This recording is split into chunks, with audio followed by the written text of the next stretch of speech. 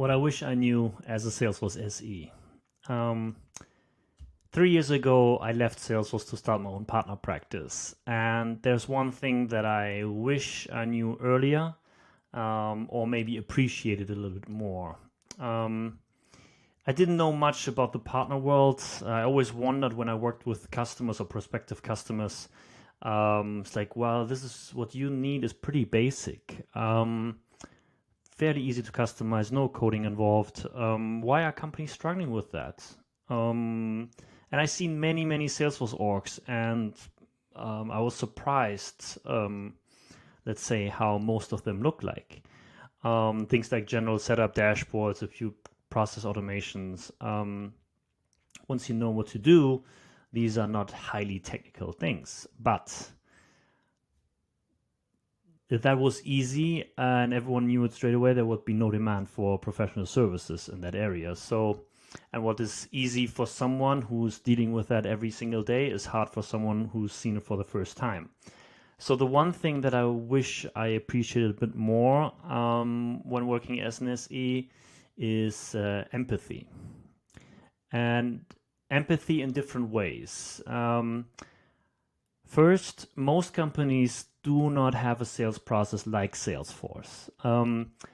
Maybe high growth and well-funded startups have all these functions, but most companies do not have SDRs, BDRs, AEs, SEs, sales operations, sales strategy, sales enablement, deal desk, all these functions for a high growth sales organization. And Salesforce is designed in a certain way to serve those needs. But if the companies we are selling Salesforce to do not have an understanding of basic sales methodology, that means that I had to many times explain the basics of sales processes without talking about Salesforce and then saying, hey, this is how we then translate it into Salesforce and you could use it or your sales team can use it. So that's the first point about empathy. Not everyone works like Salesforce. 99.9% of the companies on the planet do not sell like Salesforce. Second point, how hard it is to drive change, even in small organizations. That's also another point regarding empathy.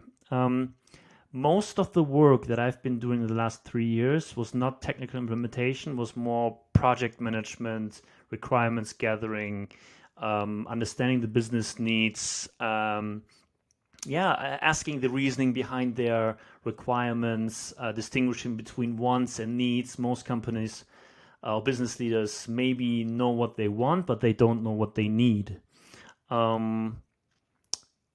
Because they don't know what's possible. They don't know what other companies are doing. And usually they ask technical questions like, can we build this feature? Can you do that?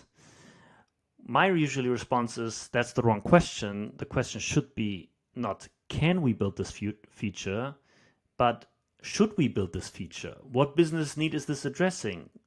Is it going to help increase revenue, increase productivity? Why are we doing this?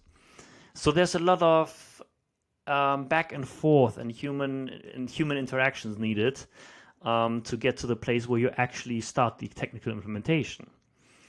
And that leads me to the last point of empathy here, use cases. Like, if I knew always upfront what my customers wanted later on, let's say 3 months into the project, 6 months into the project, we'd be done within 1 or 2 weeks with the technical implementation. But that's not possible because they don't know what they don't know. And I don't know what ideas, what they consider, let's say, basic. Some things are basic for someone and sophisticated for someone else.